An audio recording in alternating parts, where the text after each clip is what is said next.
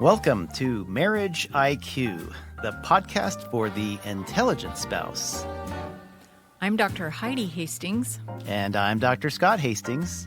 We are two doctors, two researchers, two spouses, two lovers, and two incredibly different human beings coming together for one purpose: to transform the stinky parts of your marriage into scintillating ones, using intelligence mixed with a little fun. Hello, everyone, and welcome back to another powerful episode of Marriage IQ. We often highlight pioneers in the field of marriage research, but today, Scott, we have the incredible privilege of speaking with two true trailblazers in the world of healthy sexuality in marriage relationships. We have Dr. Clifford and Joyce Penner with us. Welcome. Hi. We're glad to be here. Great. Wonderful. Glad We're to happy have to have you. Believe it or not, they've been teaching and counseling about godly, wholehearted sexuality for almost 50 years, long before it was something that people felt comfortable talking about. And to be honest, people today still struggle with that. Definitely. And that was true for us growing up also. We were both raised in the Mennonite community. Is that right? Yeah, we always think God had a real sense of humor. Oh, we To call the Mennonites where the S word was never addressed.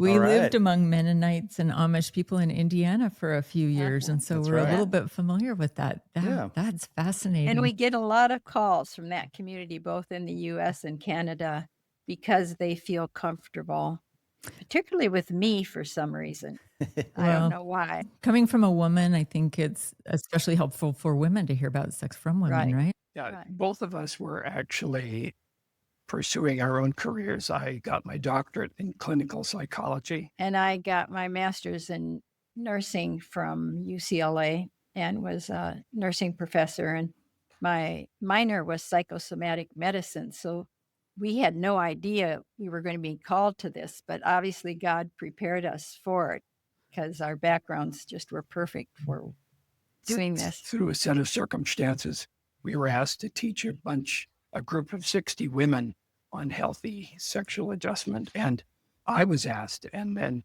I prevailed upon Joyce because she was the professor. And that was 1975. That's 50 years Wow. ago. Scandalous. Wow. I know. And Cliff had been asked to teach a mother's class at our church on talking to your kids about sex. And that was a 45-minute talk. And there was a woman there from Fuller Seminary who wanted us to teach a 10-week class, 2 hours a week, to 60 women. And Who was seminary he student said, I said wives. everything Wow. I knew in 45 minutes. And my wife is the academic. We're not prepared for this. And they pushed and pushed so that we just studied everything that was available at that time and presented these 2 hours for 10 weeks. And it changed our lives. We often share with our kids that, and now our grandkids, that saying yes to something can open all kinds of doors in your life. And we just are so grateful that we said yes, even though it felt like, what on earth are we doing this? No, Wow. we did get trained then Yes, and became qualified people. And then certified. here we are, 12 books and 50 years later. Oh, my Wow. goodness. And wow. here you are. Prolific writers. That's great. What a privilege. But here on Marriage IQ, we always approach the topic of sexuality from a values-based perspective, one that honors fidelity and sees sex as sacred, rooted in love and intimacy, and excludes anyone outside of the marriage bond. And we Right. personally come from a Christian faith tradition. And while not all our listeners share that background, we believe that there's value in exploring different perspectives. One day you'll probably be likely to hear from a Jewish or a Muslim or other faith-based Most likely. expert on here today. But today we felt like the Penners were very well qualified to talk about this from a Christian perspective and share what they've learned about embracing sexuality, healthy sexuality, right, through a Christian lens. Right. And we actually are received in many other faith-based communities as well. Even though we come from that perspective, our principles go along with other faith Yeah. based people. In fact, we were noting how many of our principles go along with your basic 4 principles of, Mhm. Our 4 cornerstones. yeah, Yeah, intimacy, great. and intentionality, identity, and insight. And we think there are 5 principles that we have that promote a healthy sex life in marriage. These are to embrace our female male differences, or even just our individual differences. And that really has to do with our identity, and that we understand from scripture that men are to love sexually as Christ loves us. That when the man is able to adore and affirm his wife, and that the woman needs to learn to listen to her body and then share her body with him. And that's example of that is so clear in the Song of Solomon.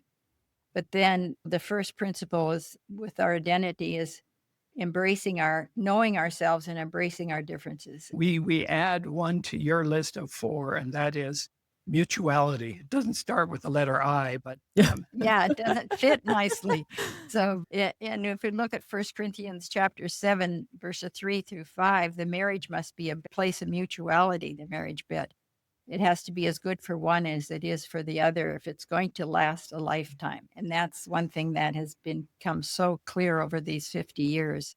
It can't be just one trying to please the other unless we're freely giving ourselves to each other and free to enjoy each other, not by demand, but by the gift. It makes such a difference. and it's so important too to recognize that in the New Testament, every reference to sexuality Marriage. in marriage includes some kind of a reference to that it has to be mutual. It has to be as good for one as it is for the other. Otherwise, it won't last for a lifetime. Whether that's submit yourselves one to another, and then the different ways that we submit. And then the intimacy factor, we say, so it's enjoying our female differences, pursuing mutuality, and then focusing on pleasure, enjoyment, connection, rather than looking for results. Ah, And let's be really clear what we mean by that. okay. We believe the real intimacy happens when 2 people can enjoy the pleasure of the experience rather than focusing on the goal. So often the goal becomes getting one person aroused or the other, or am I responding or is she responding, or all of those kinds of things. Is it as good as it was last time? And we become performance and goal oriented, which gets in the way of those, interferes with those goals when we get focused on them and performing and standing outside the experience rather than focusing on the intimacy, the connection, the togetherness, the care of each other. And then the one with insight, we kind of maybe a stretch there, and I'm not sure if this is what you mean by insight, but we always say seek help or get some professional counseling for past hurts or dysfunction. If there are issues there, we need to get help understanding those and working on those. And so that's what we would talk about in terms of insight. And one of the ways to do that, if we can't find a professional, and if you're in areas working with women or where there aren't professionals, we find it very helpful for couples to read one of our books out loud to each other. And it's how the brain works that the reading out loud shifts it from the right hemisphere of our brain, where it controls our body, to the left, the verbal side, where we get more control of it. And it also opens the door to being able to talk more freely. Because many times individuals don't really have a language even to talk The about words sex. are uncomfortable to And say. so when you can read it, Mhm. and then the other thing that happens is that people will see themselves in the book, and yet they know we're not addressing it to just them. It's So a it universal kind of thing. And so it becomes more acceptable. diffuses the feeling it's my fault, or there's something wrong with me, or why am I this way, to be able to read and say, oh, I'm not the only one. And it also is a way for couples to be able to say, well, that really doesn't fit us, I don't think. Do you? So they can read it and then the book becomes a therapist, a third person, to help them through that process. Yeah, and that's insight as well, right? Whether or not they feel it applies to them, just thinking about it, talking through it. I think that definitely fits with our cornerstone Yes, of insight. there you go. And then the last one that you talk about is intentionality. And that's huge for us. The reason is because everyone wants their sexual lives just to happen naturally. And yet, particularly once kids come and life comes along, if you're not intentional about it, it's not going to work nearly as well as if you're deliberate, going after it, choosing it all the time. In fact, we have a book, Getting Your Sex Life Off to a Great Start, for engaged and newly married couples. And it's so common for highly educated, this isn't, people that don't know, to say, oh, we wouldn't want to read that till we're married. And we think, read it, talk about it, plan, Now's the time. verify your expectations, understand yourself, know each other, all that. Be intentional about getting ready for it. For some people, it does work to just let it happen. But for the majority, our society bombards us with so many messages that aren't necessarily fitting for a good sex life in marriage. And unless we understand what we're going into and know each other and are able to talk about it, it really makes a difference to do some reading ahead of time. Yes. Yeah. That's is very much intentionality. Mm-hmm. Yeah, that is So- very important. So we felt like Our we five could go principles with your fit cornerstones with yours. very Yeah. easily. They do. They do. as far as like with identity, in order for us to really become intentional about our sex life, we kind of be pretty comfortable in ourselves, right? In our own skin. Absolutely. And for all of us, and I don't know, you're kind of a little bit different generation. You can tell me if this is still happening for you. But in my experience, I feel like at age 54, that I'm just barely starting to figure out who I really am, and that it's going to take a lifetime to figure out really who I am. Well, we've got 30 years on you. Yeah, we're both 84. So Wow. Wow. That's And awesome. still talking about it. That's So are you still creating an identity or not? Or have you what? arrived? Have you arrived? It's like what? I don't think we ever arrive. I think if we think we've arrived, we're probably dying or we've stopped growing. growing, Yeah, no, we still discover things about each other. We've been married 62 years now. and Wow. dated 4 years before that. Wow. We were 17 and 18 when we met each other. Well, What has surprised you in the last few years that you've learned about each other? I think just the fact that we'll hear something new that we never heard before. I think that's probably the I biggest mean, thing. from each other. Yeah, from each other. well, it's you know- like a like or dislike or Yeah, or just something that happened. We were with our kids just a few weeks ago on vacation, and Cliff was sharing something from his past. And I said, I didn't know that, and it's surprising when there's something like that. But I think the other thing, as we've grown older, that is very positive is we're much easier on each other in terms of this idea of embracing our differences.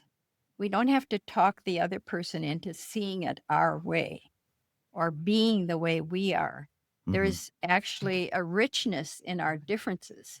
It makes us more interesting in a way when we can roll with the other person. And I'm much more of an introvert than Cliff is, even though you won't believe that as much as I'm talking Wouldn't today. have guessed that. But this topic, when I'm on, it's okay. But in a social setting, Yeah. and it really helps me to just kind of accept that and roll with Cliff and let him lead in that. And Well, I often tease Joyce that she doesn't mind standing in front of 10,000 people talking about intimate sexual things. She just gets nervous at a party talking to two people. I feel you a little bit on that, Joyce. Not that I've ever stood in front of 10,000 people at this point in Talking life, about but Well, the thing that's kind of interesting to me is that Christian or not, Muslim or not, Right. or whatever it is, we are wired for connection. We're wired for connection. And part of that connection is to be with someone totally different from you.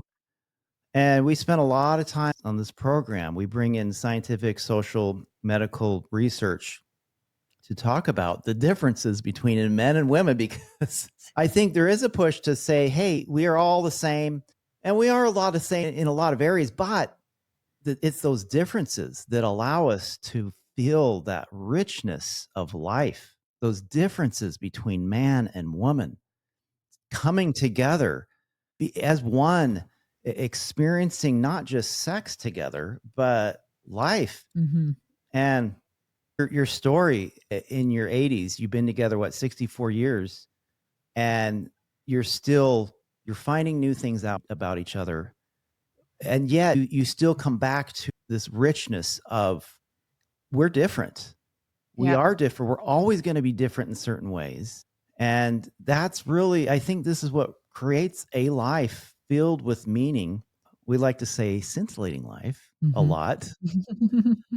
What a great living example of two people who have been able to do that for most of their life, a big chunk of your life. Yeah. Well, when you were talking, I was thinking about the fact that we always talk about the fact that during the first year or two of a relationship, when it's sexual and if a couple is married, there is a lot of adrenaline and dopamine. But then after about 24 months, it has to shift into a bonding and oxytocin connection. Mhm. And this is one of those changes that needs to happen for every couple. And sometimes couples don't make that transition from their premarital or early marital newness, intense, dramatic kind of Passion. passion, Mhm. and think they'll come in and say, I don't think he loves me anymore. I don't think I love him anymore. And they define it as love missing rather than that it's shifting from something deeper that will last a lifetime. The hormone shift there, right? What we're talking about is the hormones that are being triggered. Yes. And it isn't that we don't love, it's just a different love. It's a quiet love. Dr. Ellen Shore at UCLA talks about it as quiet love versus excited love. Mm. And that newness, excitement. Some people, especially men who have been hooked on pornography, Mm. will think that's the way marriage sex should be. And yes, it often is when it's new or on vacation or in special situations. And we all need a little dopamine, and kissing is the part that gives us that dopamine surge. But it's the hugging and the connection that gives us the bonding, the intimacy, the looking in each other's eyes. And we have a formula for intimacy that we encourage couples to follow that really help them transition from the excited love to the long-term quiet love. What's your formula? Yeah. What the formula is that couples spend 15 minutes a day connecting on an emotional level. It begins with talking to each other and looking into each other's eyes. Just like parents are to an infant to Mhm. cause Or a that child. bonding. Because we know that when we look in each other's eyes, it does raise the oxytocin level in our body. That's measurable. And we're standing right now to talk with all of you at our bar. That's kind of our central station in our home. And Bar, we're that on sounds like not an alcoholic bar, but it's a bar that divides our kitchen from our family room and our den. And usually I'm around the corner. Now we're both on the same side, but that's our sharing time, and we can look into each other's eyes and share.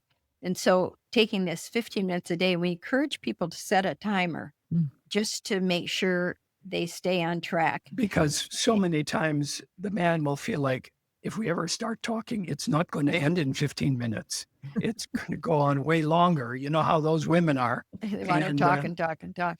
But And sometimes so it's the opposite. Sometimes That's it's the true. man who talks. But anyway, and just sharing something positive. It isn't the time to work out your differences or decide plan. who's going to pick up the dry cleaning tomorrow. It's just a few expressions of affirmation or something that happened today that I was excited about, or some thought I had or creative idea, anything like that. It's just sharing something positive with each other with that eye-to-eye So contact. that's the emotional connection. And that might take 5 minutes. And then if there is, wherever they are on their spiritual journey, that could be reading a passage or a devotional or sharing a thought or A prayer. just a prayer or a Bible verse, whatever it may be, but some kind of connection at the Bringing spiritual. God into our and our faith into our experience, whatever that faith base is. Okay. And that again can just be another 5 minutes or less. So it starts with the emotional eye-to-eye positive. The second is bringing your faith into it, your spirituality, and then developing the physical. And that starts with a 20-second full body, face-to-face hug. And again, set the I timer always for say, 20 this seconds. is not a Southern Baptist hug. This is a total hug. Listen like this, It's and It's the not this research one. shows that when you have that real embrace front to front for 20 seconds, after 20 seconds, your body gives a big surge of oxytocin. And that's the trust hormone. And particularly if there is someone in the relationship, either the husband or wife, who had some kind of abuse with kissing, Mhm. because after this, you do a passionate kiss. And some, especially couples we work with in therapy, kissing usually has gone away or never was there when there are sexual problems. Kissing is kind of the barometer of how the sexual life is doing. So many times, this is the hard part. What we encourage them to do is just put lips together, just start very gradually, and you get to the place where you can have 5 to 30 seconds of passionate kissing. And that raises the dopamine level. That gets the spark going. Wow. It keeps it going even after 60 some years. So you need that kissing part. So that's our formula for intimacy: the emotional connection for the oxytocin, the spiritual connection, the physical connection for the oxytocin with the hug, and then the passionate kissing for the dopamine. And this passionate kissing is not designed to lead to a sexual experience. It's an end in itself. It may, but that's not its purpose. And I teach a lot of mothers classes. And when I say that, but what if he gets aroused, when we kiss passionate? I said, fine. Men get aroused every 80 to 90 minutes while they sleep, and nothing happens. Nothing falls off. Nothing goes away because they don't kiss. They can live. Because they won't act on it. Yeah, So learning to be able to enjoy the sensations in the body without that being a message that I want sex. Because often women, particularly sometimes men, won't kiss because then they think it has to lead to sex. So when he comes up and wants to have a bit of a more passionate kiss, what goes through her mind is, do I feel like having sex tonight? I'm not sure. So I better not lead him on. So we turn the cheek rather than the lips, and that's how it drifts into no connection. So this is why we call it a formula for intimacy, not a formula for sex, because it keeps the intimacy going.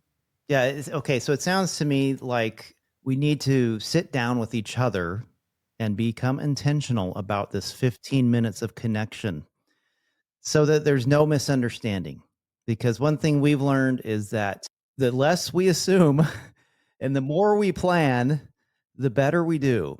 And so it sounds to me like this 15 minutes of connection that moves us into a more long-lasting type of love. We do it every day, that we talk with each other and say, okay, during this 15 minutes of holding each other, talking to each other, touching each other, kissing each other, gazing in each other's eyes, we know it's not going to lead to sex. And so that makes it easy for the guy or the woman.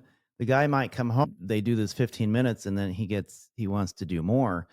But if it's already planned ahead of time, then we know, okay, we're not going there with this 15. It might later, but not there. Right. Exactly. And that's why even with couples with little children around, they can do this with the kids there. In fact, it's good for the kids to know mommy and daddy take time with each other. And if the little kid interrupts, it's not a big deal. You can just go back and keep on track. So I love that what you're talking about is supporting long-term marriages yes. that can last as long as you're 64 years or longer because they've intentionally put things in place all along the way. It sounds to me like you did that quite early on. I think we didn't do it early on, but somewhere along the way, we started being more intentional about things like We this. have little vestiges of what they're talking about. It's not exactly the same thing. Right. We have like a mindful hug, mindful gaze, but it's not all together.